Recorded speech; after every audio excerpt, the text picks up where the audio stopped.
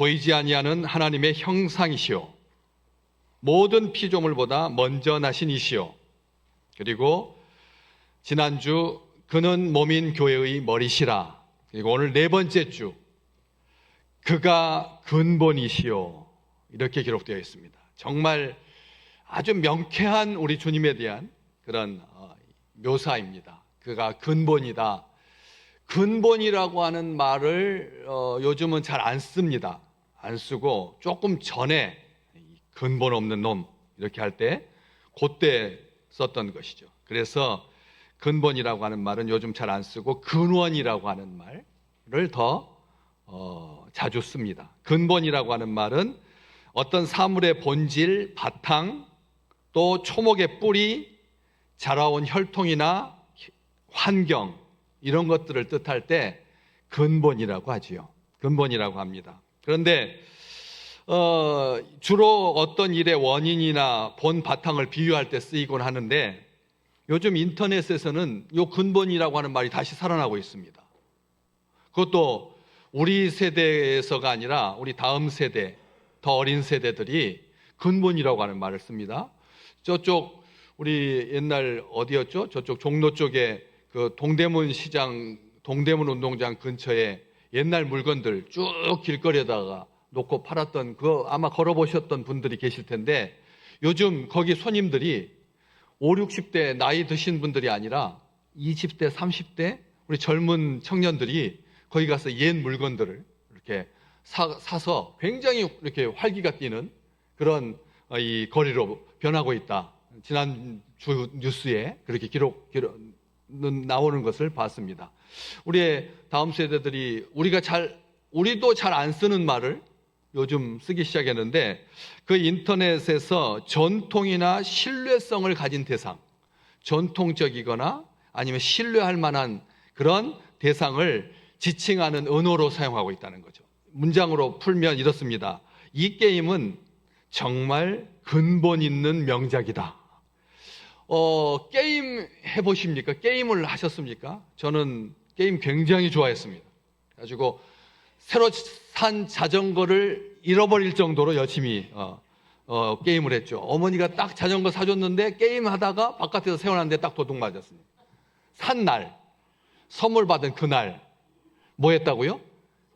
게임하다가 오락실에 가서 게임하다가 고3 때도 제가 게임했습니다. 고3 때도. 그래가지고 동전으로 바꿔가지고 뭐 했느냐면 테트리스 했습니다. 이렇게 우자, 뭐 어자, 짝대기, 막대기가 똑똑똑똑 내려와가지고 밑에다 칸에다가 맞추면 그 줄이 딱 없어지는 아주 정말 열심히 했습니다. 또 갤러그 했습니다. 갤러그 막 누르면 우주에서 막 전투하는 겁니다. 그래가지고 막 비행기 쏴가지고 떨어뜨리면 다음번에 이 무기가 점점 더 세져가지고 이제 한 발 한 발 나가다가 10발씩 나가는 그래가지고 그것도 얼마나 많이 했는지 손이 거의 달인이었습니다. 막 열심히 게임했습니다. 그런데 요즘 게임 못합니다. 어려워요. 아주 어려워요. 어떤 땅을 딱 주고 여기 네가 이 땅의 주인이다. 그러니까 건물도 세우고 그다음에 공장도 세우고 농작물도 생산하고 해가지고 수출도 하고 그다음에 적이 쳐들어왔을 때 막기도 하고 이게 이 게임이 보통을 지나치죠. 그래서 좋은 게임, 잘 팔리는 게임, 스타크래프트 같은 게임, 그 우리 중년 청년들 다 알고 있는 그런 게임들 얼마나 화려하고 그래픽도 대단하고 마치 가상의 공간에 들어가 있는 것처럼 제대로 하거든요. 그런데 거기에 그 게임, 잘 만든 게임을 이 게임은 정말 근본이 있는 명작이다. 다시 말하면 전통이 있는 명작이다 라는 뜻입니다. 신뢰할 만하다는 뜻입니다. 이것을 요즘 인터넷에서 쓴다라고 하는 것이죠. 그런데 세상에서는 근본이라고 하는 말이 희미해져 가고 다음 세대에서 근본이라고 하는 말을 되살려서 사용하고 있는데 우리 기독교에는 원래부터 이 근본이라고 하는 말, 근원이라고 하는 말을 자주 썼죠. 근본이라고 하는 말, 근원이라고 하는 말을 잘 썼습니다. 왜? 이 근본이라고 하는 말은 어떤 사물의 아까 본질이나 바탕, 근원을 말하는 거니까. 그래서 오늘 바울도 그는 몸인 교회의 머리시다. 그가 근본이시다.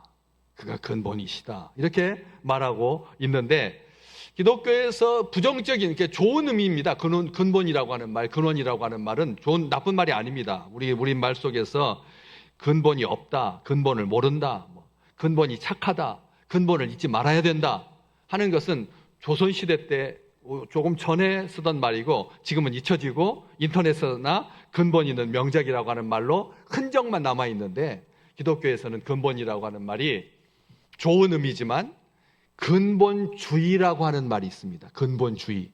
근본주의는 주의해야 됩니다. 다시 말하면 권위는 아름다운 겁니다. 권위가 있다라고 하는, 권위가 있는 사회, 질서가 있는 사회, 이것은 존중받아야 할 말입니다. 그러나 권위주의가 되면 꼰대가 되는 거죠.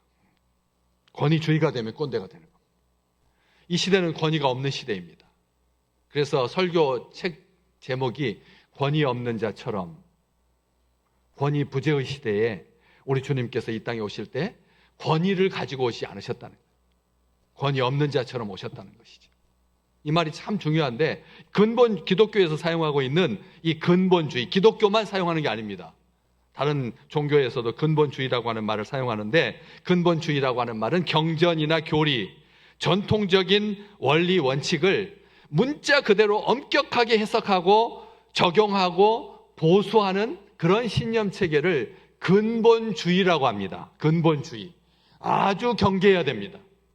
요즘 교회에서 우리 식구들이 저를 굉장히 존중하고 제가 결정하는 것에 대해서 기쁘게 따라오십니다. 저 어제도 부활절을 앞두고 교회 우리 같이 청소하십시다 했더니 58명이나 되는 분들이, 여지껏 많은 분들이 계셨지만 많이들 오셔가지고 교회 안팎을 깨끗이 쓸고 닦았습니다. 오늘 지금 앉아 계신 이 자리는 윤이 번쩍번쩍 나잖아요. 예. 어저께 청소를 다 물걸레로 닦고, 그 다음에 손걸레로 닦고 해가지고 줄 맞추고 해가서 이렇게 예배 드리거든. 그러다 보니까 목사님이 한 말에 대해서 요즘 점점 더 권위가 더해져가지고 목사님이 이렇게 말한 것은 교리처럼 생각을 하시더라고요. 목사님이 아무데나 포스터 붙이지 마라, 정해진 장소에 붙입시다 했더니, 누군가가 포스터를 붙이려고 하면 우리 목사님이 절대 붙이지 말라 그랬다. 절대 붙이지 말라 그랬다. 제가 한 번도 절대 붙이지 말라고 안 했거든요. 가급적이면 모아서 붙이고 정해진 장소에 붙이자 그랬는데, 그리고 또 전시를 하다 보면 칠판에만, 그 게시판에만 할 수 없어서 넘쳐나게 되잖아요. 수련회 같은 성경학교 하면 한 부서당 사진이 100장씩 붙이는데 어떻게 게시판에다 다 붙일 수 있겠어요? 그래가지고 줄을 길게 늘려가지고 사진도 전시하고 그럴 수 있거든요. 그런데 저를 사랑한다는 마음으로, 목사님께서 우리 교회를 사랑하시니까, 그래서 목사님이 교회 깨끗하게 하려고 아무데나 붙이는 거, 나중에 그 스카치 테이프 자국이 눌어 붙어가지고 아주 나중에 거기다 먼지가 끼고, 그래서 보기 싫거든요. 그래서 게시판도 있는 거고 하는 건데, 이것을 누구한테 가서 절대 안 된다고 하냐면, 옛날부터 우리 교회 다녔던 분들한테는 못하고, 그런 말을 목사님 다 아니까 주로 새가족들한테 가가지고 새가족들이 뭔가 좀 열심히 해보려고 그렇게 하면 우리 목사님이 여기 절대 하지 말라 그랬다. 이래서는 안 된다는 거죠. 우리 주님도 자신의 말씀을 하실 때 극단적인 표현을 쓰지 않으셨거든요. 결코 필요할 때는 썼지만 절대라고 하는 말 안 썼거든요. 그런데 제가 뭔데, 목사님의 말씀은 목사님이 절대 그래서는 안 된다고 했다. 꼭 말을 옮기면서 자기가 하고 싶은 말을 그렇게 하는 거예요. 자기가 하고 싶은 말, 자기 성격에 우리 목사님하고 딱 맞거든. 깔끔하고. 그러다 보니까 아직 우리 교회에 와서 목사님의 말을 많이 안 들어본 사람들한테 가가지고 목사님이 절대 그래서는 안 된다고 했다고. 오늘부터 제가 말할 때 절대라고 하는 말 쓰지 마십시오. 왜냐하면 달란트 비유에 보시면 한 달란트 받았던 사람이 뭐라고 그래요? 당신은 어떤 사람이다? 굳은 사람입니다. 그래서 혹시라도 내가 이 한 달란트 큰 돈인데 이걸 가지고 잘못 운영했다가 손해보면 주인한테 폐가 될까봐 제가 그걸 어떻게 했다고요? 땅에 갖다가 묻었다가 주인께서 오셔서 요 고스란히 빼가지고 당신한테 그대로 드립니다. 그랬더니 주인이 한 말, 진짜 내가 너한테 그렇게 굳은 사람이냐, 고집 센 사람이냐, 내가 고집불통이냐? 내가 융통성이 없는 사람이냐? 차라리 그 한 달란트를 은행에다가 맡겨가지고 이자만 받아도 그 대단할 건데 왜 네가 사람을 판단하느냐? 우리 주님께서 비유로 그렇게 말씀해 주셨거든. 그러니까 교회 안에 주인은 누구시라고요? 하나님이십니다. 지난주에 오늘 18절 앞쪽에 그는 몸인 교회의 머리시다. 교회의 머리는 누구시라고요? 하나님이십니다. 장로가 아닙니다. 설교하는 장로, 치리하는 장로가 아니라 성결교회는 성결이 주인이 아니에요. 감리교회는 감리가 주인이 아니라니까요. 그런데 우리가 오랜 신앙생활 하다 보면 교회와 같이 마치 목사님, 장로님, 그 다음에 안수집사, 권사, 서리집사, 평신도, 새가족, 등록한 사람, 방문객 잘도 나누죠. 7단계로 딱 나눠가지고. 그래서 목사님은 이것을 원하시니까 거기에 그렇게 말을 한다는 거예요. 근본 주인은 교회에서 버려야 할, 절대 가져서는 안 돼, 그런 용어입니다. 그런데 성경에서 근본이라고 하는 말은 우리가 지금 사전적인 의미, 세속적인 의미를 봤죠. 주로 어떤 일의 원인이나 본 바탕을 비유할 때 쓴다. 심지어는 인터넷에서 전통이나 신뢰성을 가진 대상을 지칭하는 은어로 쓴다 했었는데, 성경에서는 근원이라고 하는 말이 태초라는 말입니다. 시작이라는 뜻입니다. 태초, 시작이라는 뜻입니다. 근원, 본질이라는 뜻입니다. 창세기는 구약 39권의 첫 번째 책이고 신구약 66권의 첫 번째 책이죠. 창세기가 첫 번째 책인데 다들 무슨 책이라고 생각하냐면 시작을 다루고 있는 책이다. 시작을 다루고 있다. 실제로 창세기를 보면 창세기, 창조가 시작되었다. 인류가 시작되었다. 결혼제도가 시작되었다. 안식일이 시작되었다. 다 시작 이야기가 나옵니다. 창세기에 시작된 이야기가 나오죠. 옷이 이렇게 시작됐다. 그래서 하나님이 범죄한 아담과 하와에게 무화과 나무 잎으로 짐승의 털 가죽으로, 인간은 자기 수치를 가리기 위해서 무화과 나무 잎으로 수치를 가렸지만 그것은 한나절도 못 버틴다 해가지고 하나님께서 가죽옷을 지어 입혔죠. 그래서 동물을 잡아서 피를 흘리고 그 가죽으로 옷을 지어 입혔죠. 그러니까 의류업에 종사하시는 분들은 창세기는 의류업의 시작이다, 그렇게 말하는 거예요. 모든 이 세상에 존재하는 직업들이, 정체성들이, 나라들이, 개인들이 시작을 창세기에서 찾지요. 노동의 시작도 창세기에 기록되어 있다. 안식일의 시작도 창세기에 기록되어 있다. 모든 제도와 시스템의 시작도 창세기를 보면 안다 해가지고 창세기를 본으로 삼는데, 사실 창세기는 그렇게 단순하게 시작하는 그런 책이 아니다라고 하는 거예요.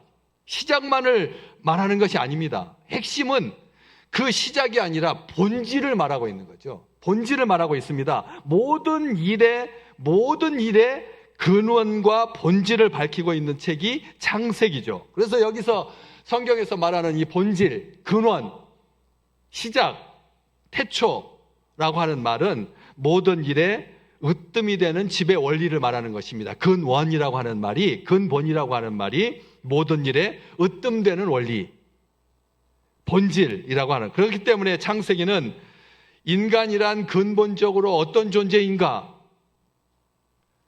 이 세상은 근본적으로 어떻게 존재되었는가. 우리 창세기 1장 1절 같이 한번 외워볼까요? 태초에 하나님이, 다 아시죠? 창세기 1장 1절 태초에 하나님이 뭐 하셨다고요?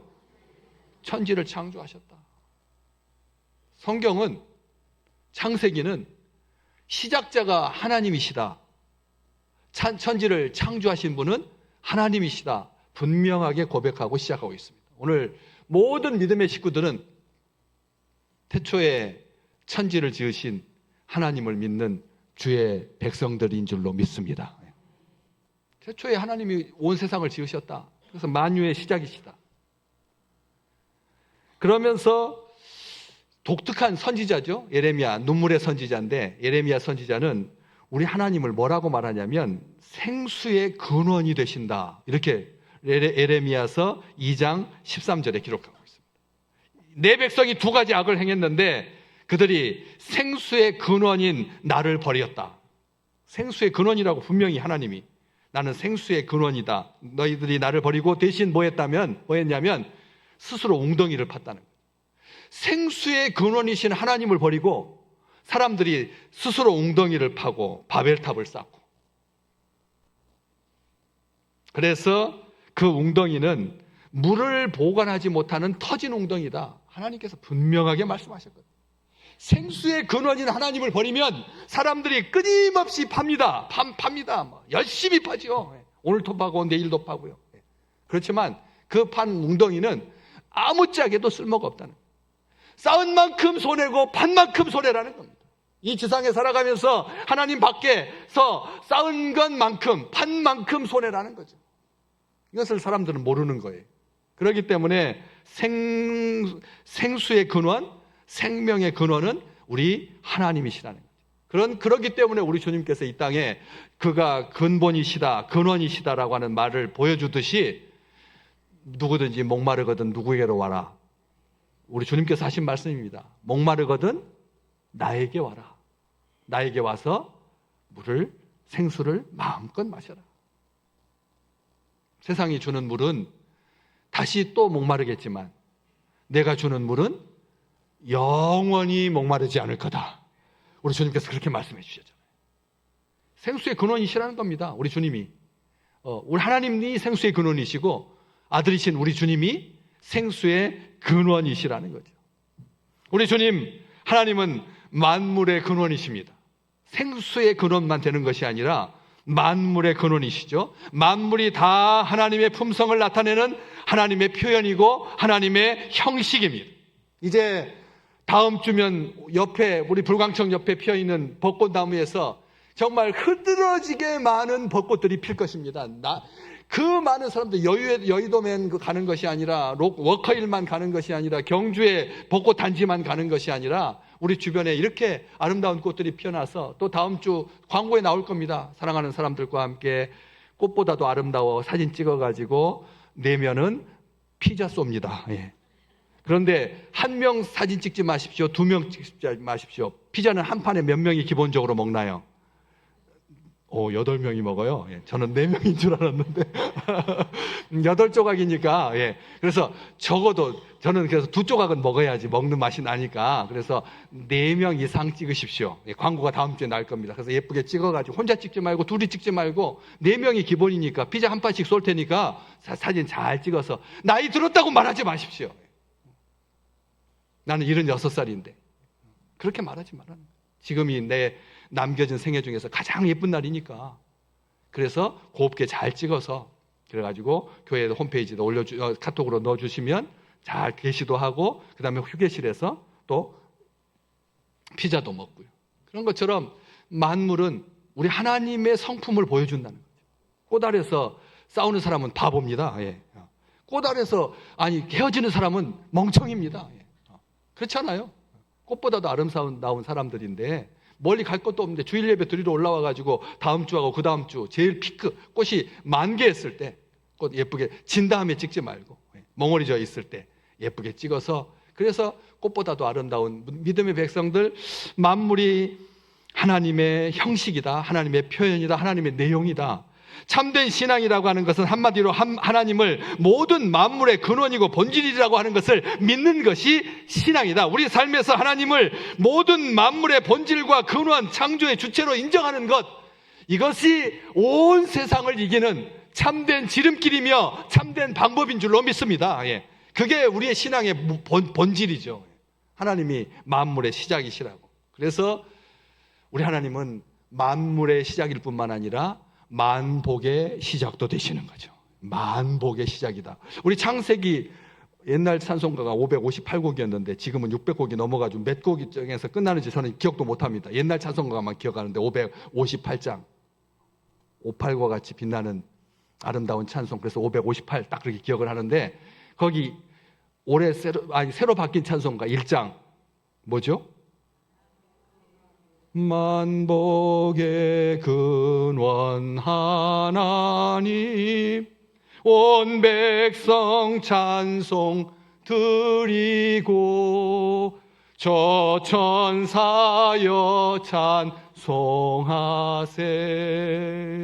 찬송 성부 성자 성령. 아멘. 1장이, 찬송가 1장이 제목이 뭐라고요? 만복의 근원이신 하나님. 아멘. 우리 하나님은, 우리 주님은 만복의 근원이십니다. 우리 주님이 복이시기 때문에 다윗은 하나님을 향해서, 우리 주님을 향해서 고백한 거죠. 시편 16편 2절 말씀. 내가 여호와께 아뢰되 주는 나의 주님이시오니 주 밖에는 나의 뭐가 없다? 복이 없다고 사람들한테 했습니다. 아멘. 다른 사람들한테 주는 우리 하나님이시고 복이 하나님밖에 없습니다 라고 말하실 수 있기를 주의 이름으로 축복합니다.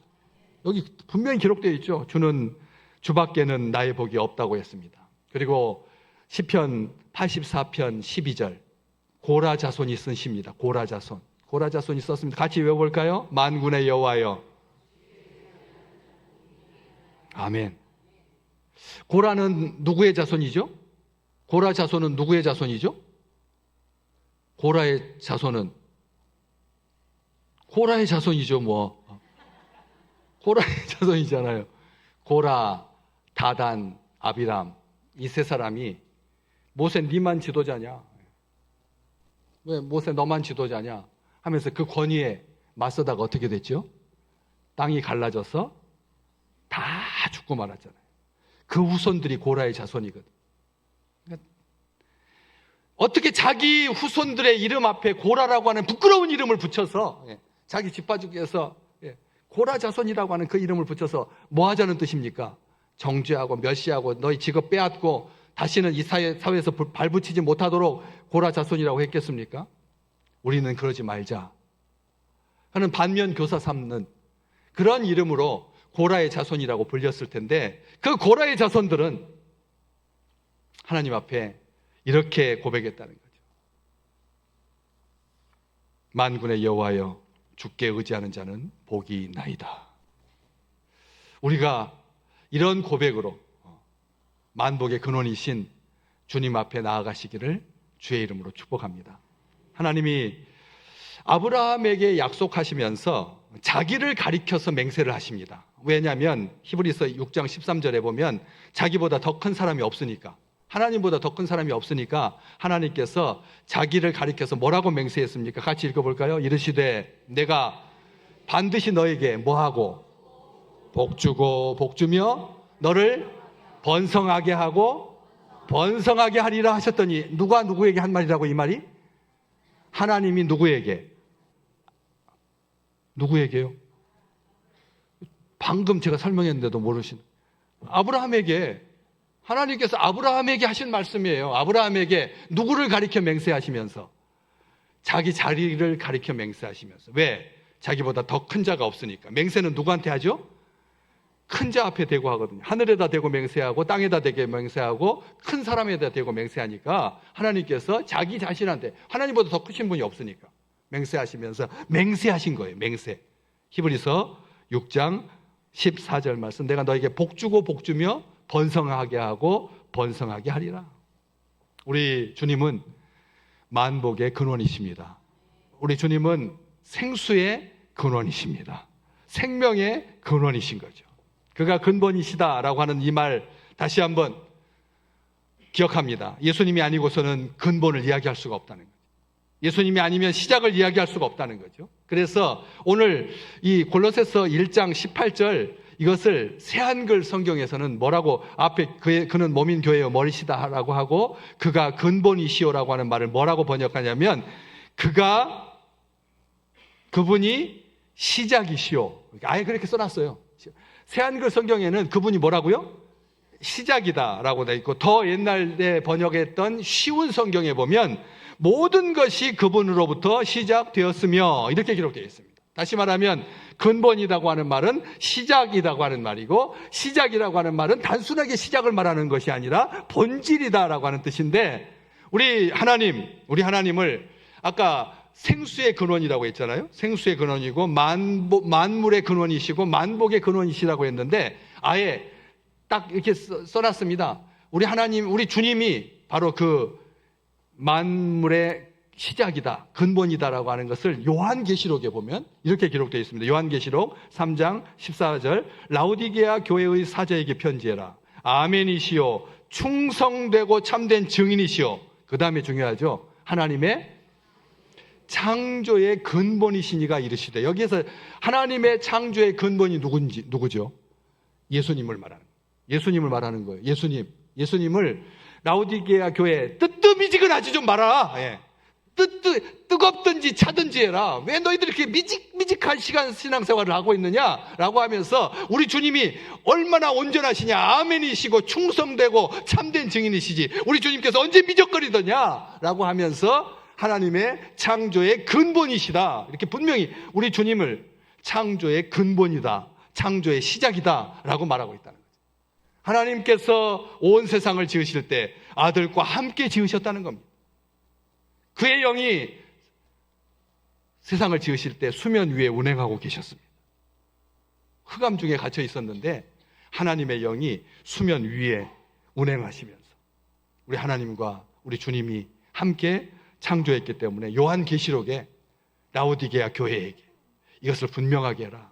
예수 말고 거기에다가 뭔가를 더 섞어야 되겠다라고 하는 이 천사 숭배, 영을 존중하는 것처럼 보이지만 예수 그리스도로는 2% 부족한 것 같아가지고 거기에다가 천사까지 숭배해야 그래야지 제대로 된 신앙이다 라고 주장했던 골로새 지역의 그 오염된 사상에 물들어 있던 교회에게 주는 그는 근본이시다, 모든 존재의 본질이라는 뜻이죠.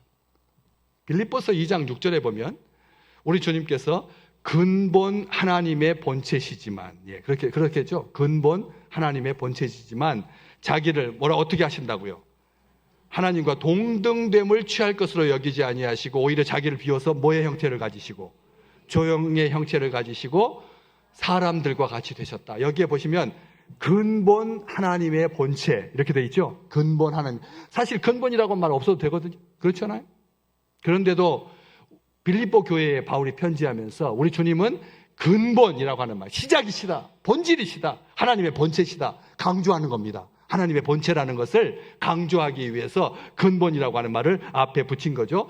이 말씀을 가지고 고백된 신앙 고백서가 있습니다. 우리가 지금 아까 예배 시작할 때 사도신경으로 신앙 고백했잖아요. 그 사도신경으로 신앙 고백한 그 고백을 한 우리 장로교 전통이 있거든요. 웨스트민스터, 영국의 장로교회, 웨스트민스터. 근데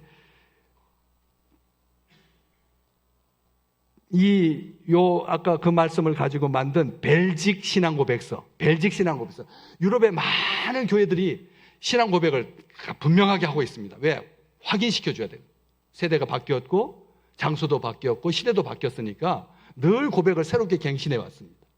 한 묵은 고백으로, 옛날 고백으로 멈춰있지 아니하고 내 고백으로 바꾼 거죠. 여기 벨직 신앙 고백서가 바로 거기인데, 그건데 제 10장에 이렇게 써져 있습니다. 같이 한번 읽어볼까요? 큰 소리로 읽으십시오.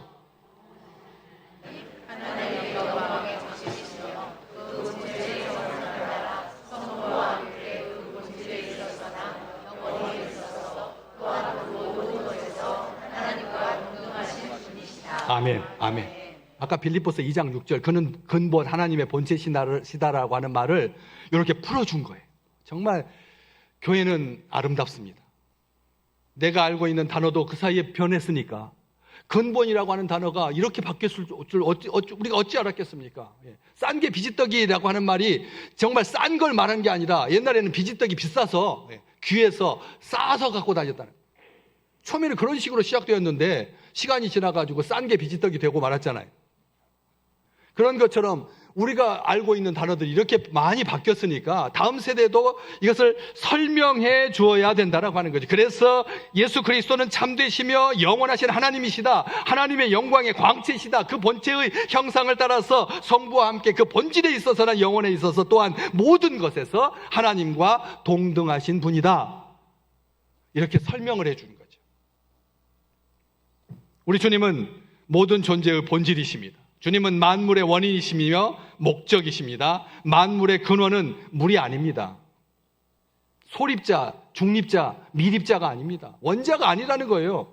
만물은 흙으로 구성되어 있다. 만물은 물로 구성되어 있다. 만물은 불로 구성되어 있다. 만물은 금속으로 구성되어 있다. 많은 철학자들이 이 세상의 만물의 근원이 뭔지 밝히려고 열심히 노력했지만 우리 이 세상은 물로 구성된 게 아니라니까요. 공기로 구성된 게 아닙니다. 흙으로 구성된 게 아니라는 거죠. 주님으로 말미암는다. 세상은 주님으로 말미암는다. 주님께서 친히 만물의 으뜸이 되신다. 오늘 말씀의 이 후반부에 우리 주님은 친히 만물의 으뜸이 되려고 하신다.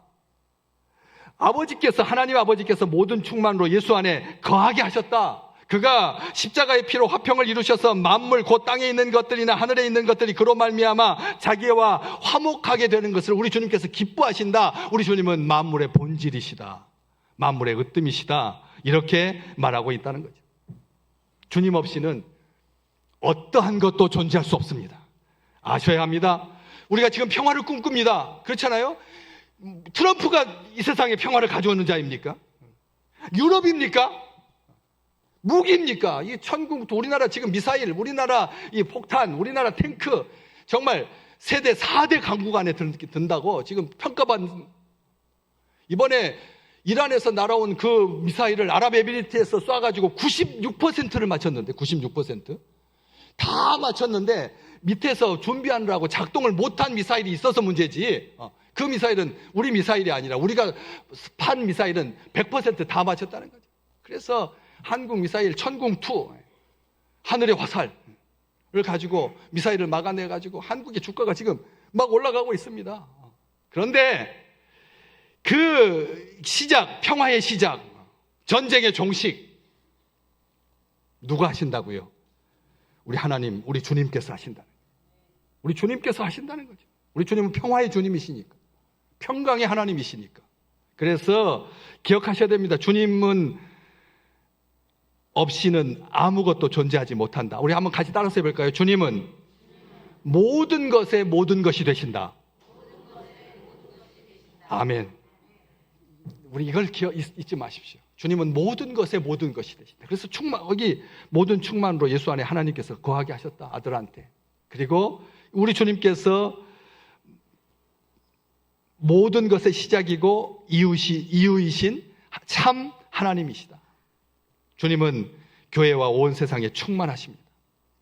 충만이라고 하는 말은 보충될 필요가 없다는 뜻입니다.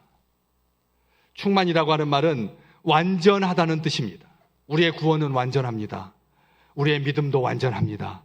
우리의 소망도 완전하지요. 예수로 말미암아 만물이 하나님과 화해하게 하신 완전한 구원, 만물이 하나님과의 화해를 통해서 새로운 창조의 길로 들어서게 되었다. 주께서 십자가의 죽으심으로 말미암아 만물이 구원을 받았다. 오늘 말씀, 그는 몸인 교회의 머리시라. 그가 근본이시요 죽은 자들 가운데서 먼저 나셔서 주님을 통해서 거듭남이 시작되었다. 주님을 통해서 새 생명이 시작되었다. 주님을 통해서 부활이 시작되었다.